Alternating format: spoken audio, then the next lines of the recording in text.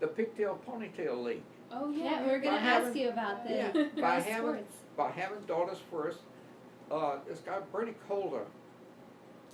Later, he was a president of one of the banks here.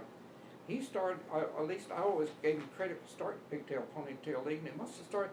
Now this I'm not sure, but it's 1960 or 61. My daughter came home one day and she said, "Daddy, I go play softball." Of course, I love baseball and having all girls, you know.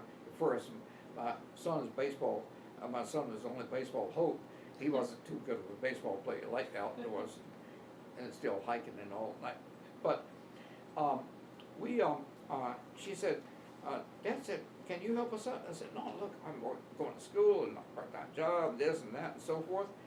And she said, "Well, how about going over tomorrow or whatever day, and we supposed to meet at the town hall, and we're going to try to get some money for the league." And so we showed up as a big crew there. I didn't realize anything about the town hall. In fact, it was the first time I went to the town hall meeting.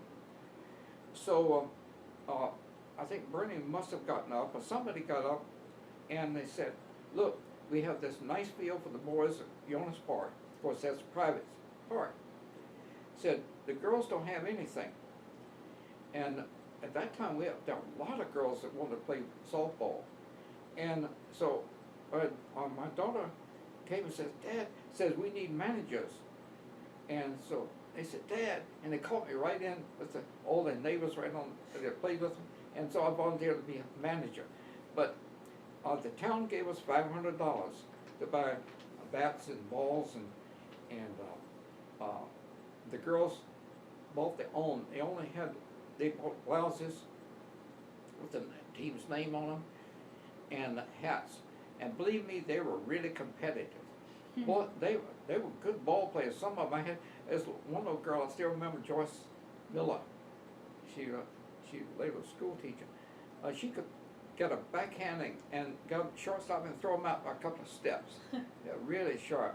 Of course, some of them, we used to say she would be pushing dog carriages, but anyway, but it was well organized. But the thing is, the girls didn't have any fields or anything to play on. We had to go down and clear the rocks off the fields at the Vienna Elementary School, and of course, again, the boys had the Yeonas Park, but they paid for it. I mean, they had the collection. It was well organized. Later, Pigtail-Ponytail was well organized, and they got more advanced uniforms and all. But that was a lot of fun. I remember seeing this back during the '60s. We had a field day where the male threw out the first pitch, and all the girls met over the field, which is now the ball field for the boys. All the girls over there, these white blouses and shorts and all, they looked so neat. And I said, you see all this stuff back then. They had the war protests and people burning stuff. And I said, you see all these kids out there, good kids, having a good time.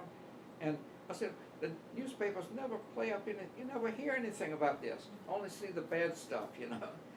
So anyway, but that Pigtail-Ponytail was a good league. I thought a lot of girls. Later, talk about, again, getting old, I'd see somebody and they say, "Yeah, my mom used to play for you as baseball, softball."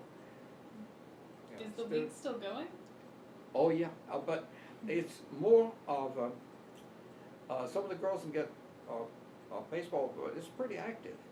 They play good ball. In fact, one of my granddaughter-in-laws, she played, but she was O'Connell, and the coach of O'Connell was Tommy Orndorff.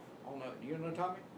Tommy was one of my coaches one time, and I said, "Isn't that something?" My granddaughter-in-law played for Tommy, my coach. It's a small world, you know. Yeah. But they really, they play some good ball, good softball. Mm-hmm.